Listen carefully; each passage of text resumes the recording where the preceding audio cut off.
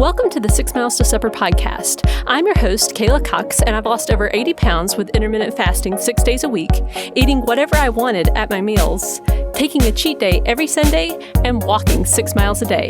And I'm here to help you on your weight loss journey.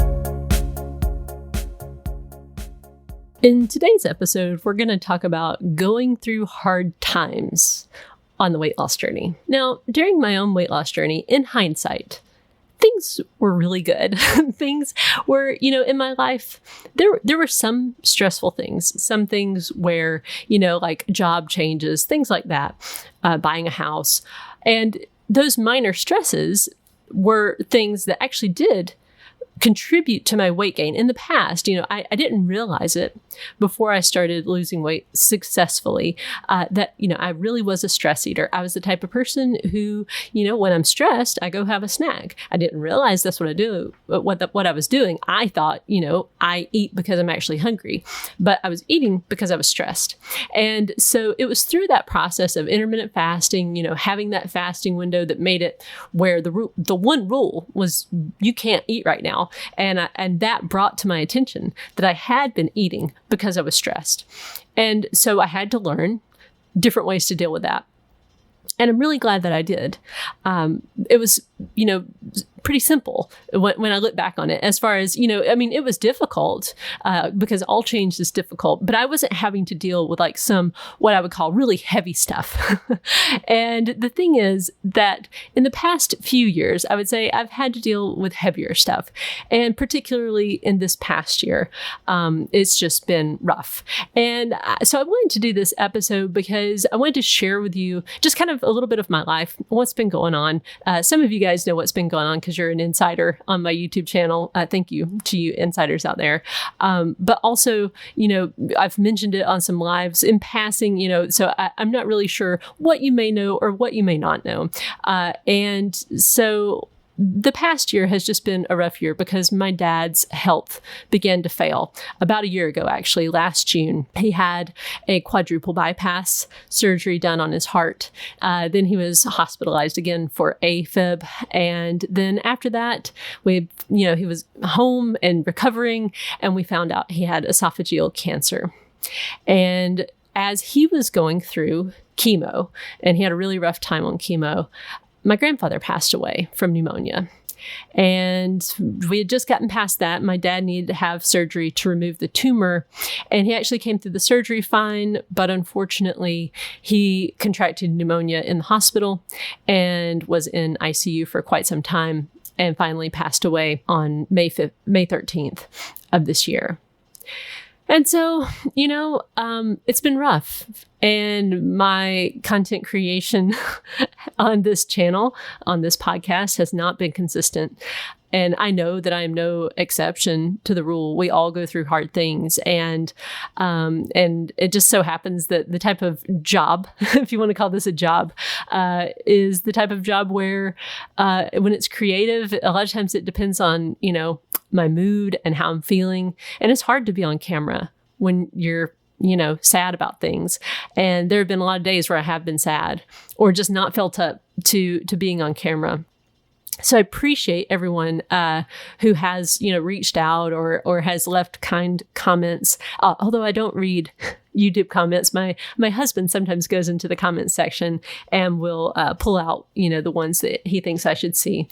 But I wanted to share all that with you just so you kind of have some context of what I mean when I say hard times. My hope is that by sharing these things, because I'm going to share with you the things that throughout the past year, or really the past several years, that I've been doing, because there have been other things, other people I have lost during this time, things that I've done that in hindsight, I'm really glad that I did do, that I think have really benefited me on my maintenance journey, and also some mistakes so that hopefully you can learn from those too. I do feel like I'm finally coming out on the other side of this. And so I know that I'm going to have rough days ahead. And so maybe I'll listen to this in the future on one of my rough days, just to remind myself of the good things to do and the bad things to avoid. The first thing, of course, I would say is the most helpful thing by far has been to pray. And if you are not a religious person, I understand. And, one thing you can do is just pray anyway. But I am a Christian, and I will say that continuing to pray, especially praying even when I didn't feel like praying, those days, there have been days where I have felt just, kind of dead inside. And I've found that prayer really does always help. Especially just continuing to pray, like even if it's like not instantaneous, just continuing my prayer rule, which is in Orthodoxy. I'm an Orthodox Christian. Basically, we commit to a prayer rule, meaning we commit to praying at certain points during the day. And that's just how we try to live our lives. Are we perfect? No, I certainly am not, at least. I mess up my prayer rule all the time, but it is a thing that we commit to, and it's been helpful. And, the thing about prayer is this life is temporary. It is. The whole weight loss journey, I mean, it's to help this physical body that will eventually return to the earth. But it is still important, I think, if you have gotten out of touch with that side of yourself, that spiritual side, your relationship with God, look there. If you're having trouble with weight loss, plenty of people have great relationships with God and still struggle with their weight. I'm not saying that it's like, if you're overweight, that means you are not praying enough. But I will say, it's a good place to look if you are having trouble. The next thing that was really helpful was staying active. I'm very grateful in hindsight that I did have those years of just, no real problems, not really, where I got into these really good habits of just being consistently active, walking 6 miles a day, and learning how good I felt and really paying attention to that. How do I feel when I walk? How do I feel on the days where I don't get my steps in? And I've just learned it so well that when I'm active, I feel better. When I'm active, I don't stress eat, or at least not as much. And I keep my weight in check better, just because it helps me to control myself better. My emotions are under better control. My eating is more controlled. I'm glad that I learned that lesson. And, I'm a slow learner anyway, when it comes to stuff like that. So I just needed those years to really learn that lesson. But the past, I would say, month has been exceptionally hard. Maybe the past 2 months, when I really think about it. Past month and a half, let's say. I've had times where I just want to wallow. I don't want to get out there. I know it'll make me feel better, and I just don't want to go do my laps, because that's what I've been doing lately is swimming laps in my pool. I want to wallow, but instead I make myself get out there because I know that I'll feel better.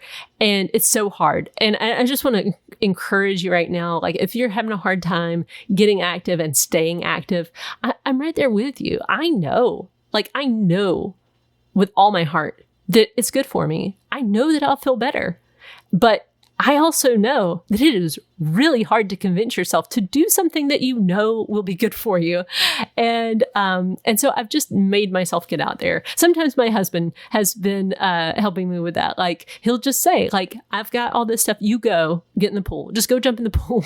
And so staying active has been a thing, because no matter how bad I'm feeling, and look, I have been to the point of actually crying in the pool while I'm doing laps. So, I mean, that's saying something, I think. But at the end of every session of walking or swimming or weightlifting or, whatever, I always have felt better. It does help. So I would just offer that to you. If you're going through a hard time, get out there, get active doing something. Like if you are not currently active and you're going through a hard time, look, I get it. It's rough. It is rough. But you can do something simple like make a rule for yourself, something you're already doing, pair it with walking. Okay. Because walking is one of those things you don't need fancy equipment. You can do it barefoot. You don't need special clothes. You can do it inside your house. So like if you're on Facebook right now, like if you like to be on Facebook, then make a little rule. Okay. Whenever I'm on Facebook, I'm up walking. I don't sit and be on Facebook. I only walk while I'm on Facebook. Or You could do something like when I'm watching YouTube videos, I'm up walking around. I do stuff like that. I have found it helpful to pair habits that I'm already doing. It's so much easier if you pair it with something you're already doing in your life anyway, than it is to just create this whole new habit that's not really attached to anything. I just want to really encourage you because it really does help. The next thing that has really helped me is to continue to weigh. Now, I know that some people bristle at this, and I hear it all the time on various places. I'll hear people talking about, well, I'm going to take a break from weighing while it's so crazy. Like my life is kind of chaotic. I'm just going to take a break from weighing right now, and then I'll get back to it when things are easier. But I don't take that approach in my own life, and here's why. I look at daily weighing as a healthy habit. It helps me keep my weight in check. It keeps me away from being obese ever again. And because it's just a healthy habit that I do for myself, it's kind of like brushing my teeth or flossing my teeth. I don't take a break from flossing just because I feel bad or just because things are bad. In fact, when things are bad, that's one of the most important times to take really good care of yourself. So I kept weighing, and I'm really glad I did. Because weighing, like I've said before, the scale is like your best friend who will tell you the truth even when you don't feel like hearing it. And so there have been plenty of times during this time where I know the number's going to be higher than what I want to see. Like I just know. I know myself well enough. I know what my water weight tends to do. And just, and there have been times where I've like, I ate too much. or conversely, I've been eating a little too much. Just at each meal. It's not like a whole bunch, but it's just enough to know that it's going to affect the scale.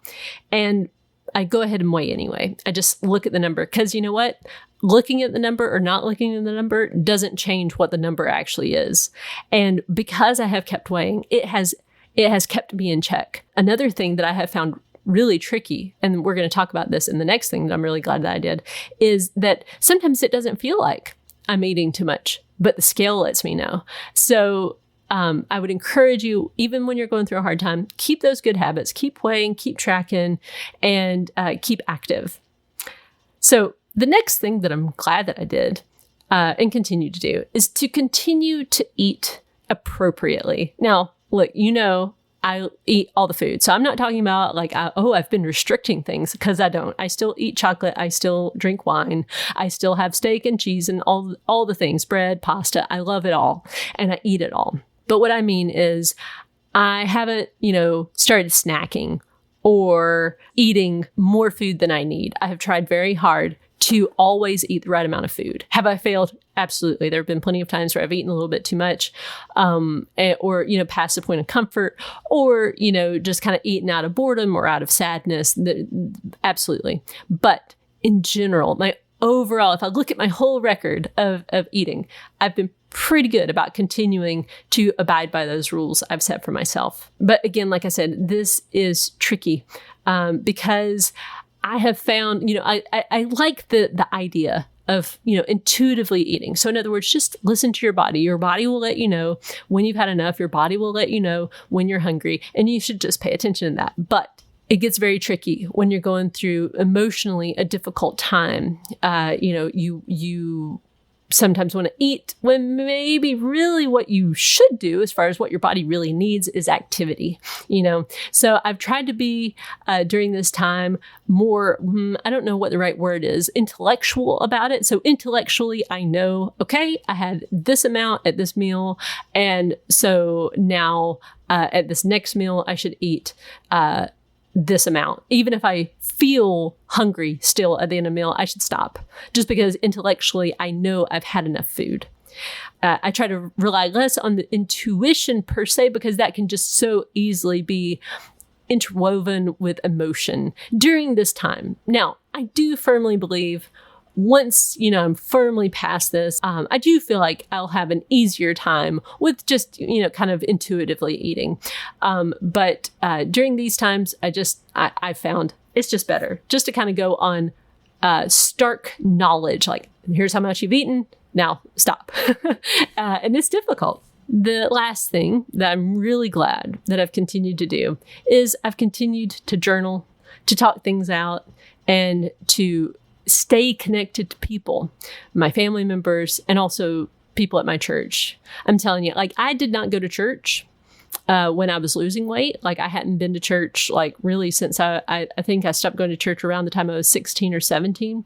And I really hadn't been a church attender since then. I was always a Christian, but I didn't go to church.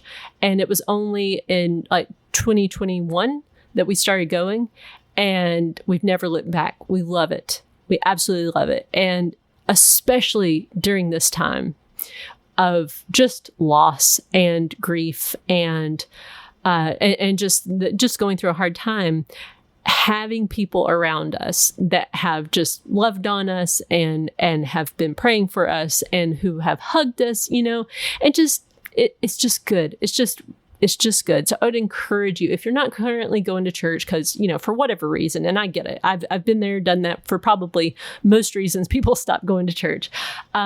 I love the Orthodox Church, but I just highly recommend you get out there and you keep looking until you find the one that you really feel at home at, because it's just so good for your soul. It's good to be around like-minded people who love you.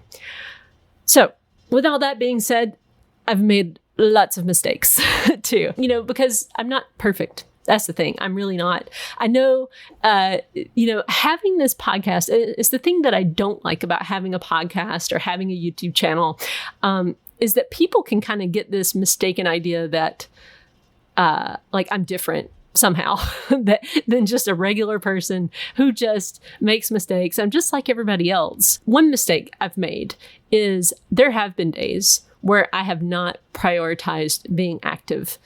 I have just kind of let the day get away from me. Now, in my defense, because it's always nice to make excuses, right?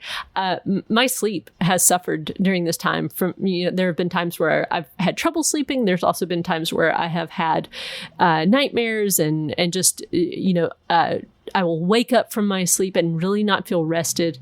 Lots of that has happened during this time. So on those days, I just find it, where it's like, okay, I'll wake up, but then maybe I'll take a nap in the middle of the morning. And then, by the time it rocks around, I'll look up and it's like, oh, it's bedtime. And I really didn't do the activities that I wanted to do, like the active part of it, swimming or whatever it was. So there have been days like that. I've also had times where I did eat distractedly or emotionally or just too fast, which all results in usually eating too much food. Just too much food. That's all it is.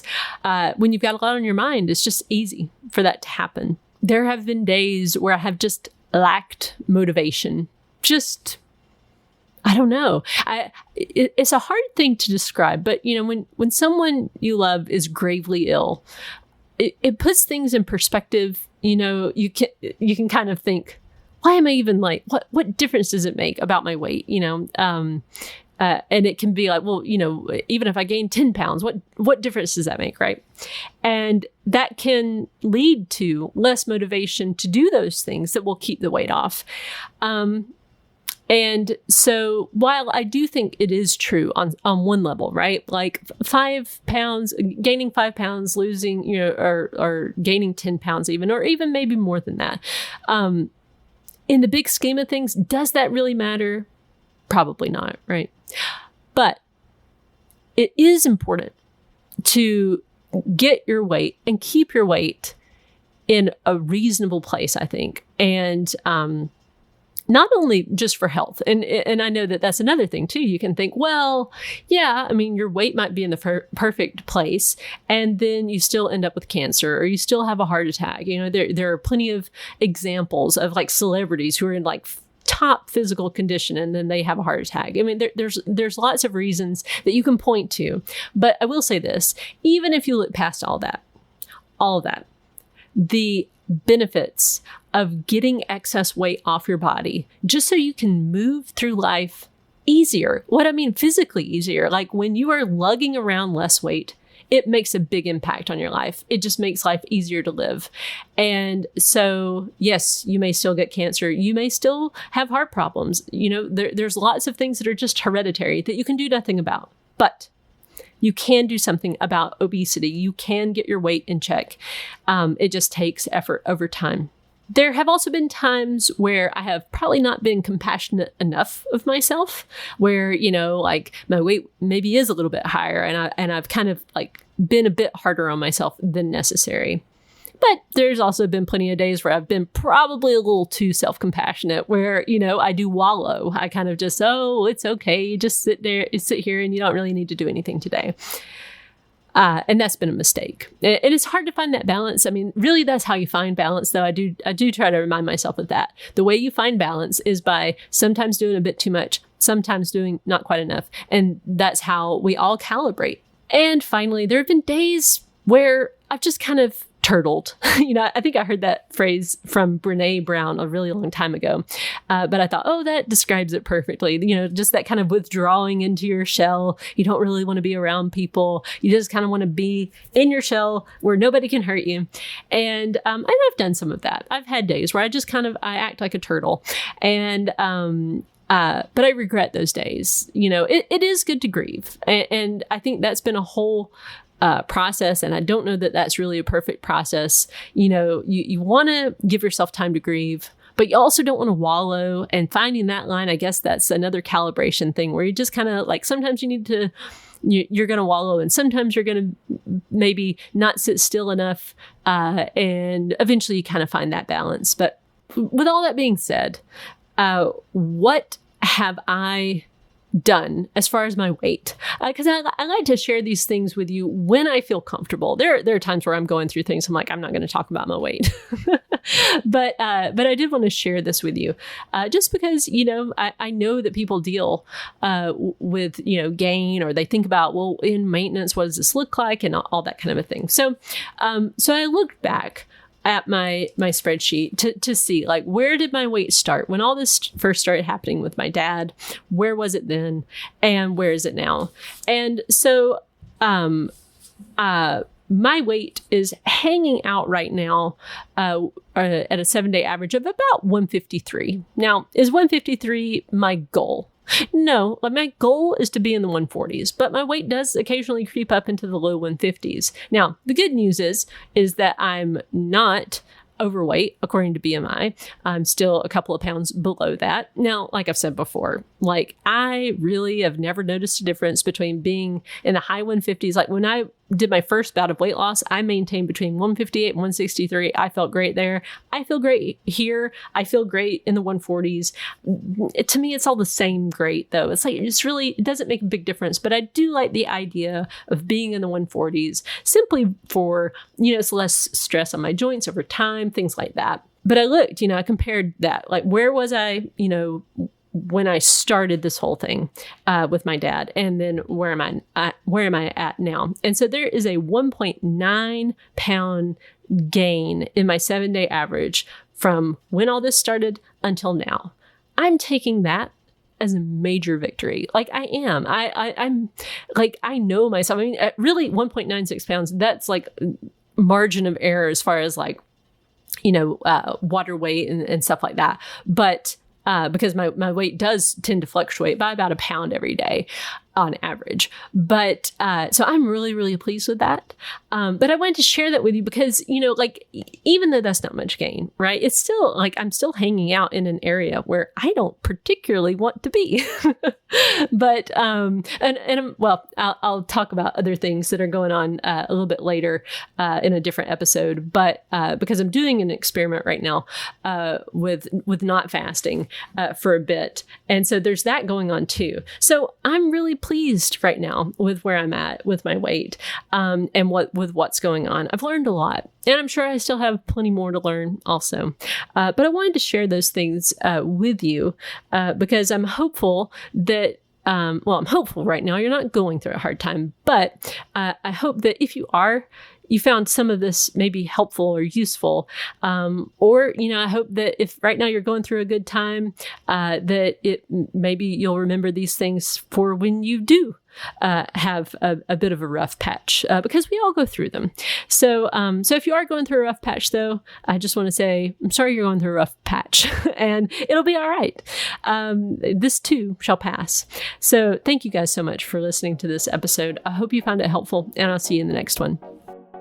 Chances are, since you just listened to that podcast, you're on the weight loss journey yourself. And I just wanted to let you know that I do have some more resources available to you. First of all, I have lots of freebies on my website, 6milestosupper.com/freebies. On that page, you can find lots of downloads and printables that will help you on the weight loss journey. I've also written 3 different books to help you through the process: The Laid Back Guide to Intermittent Fasting, Overcoming Weight Loss Obstacles, and The Laid Back Guide to Weight Loss Maintenance. All 3 are available on Amazon or wherever you normally buy books. Also, I have a course on Teachable called Intermittent Fasting for Weight Loss 101. And there I take you through the entire process of weight loss with intermittent fasting, from how to get started and then how to build your plan, customize it to your own life, and finally, how to keep it off for the rest of your life. I also offer weekly office hours to students so that you can get your questions answered directly by me. Also, there's the option to join my YouTube channel members. When you become an insider, you get access to the vlog that I do. I also hold a weekly live Q&A just for my members. The links to all these things are in the show notes.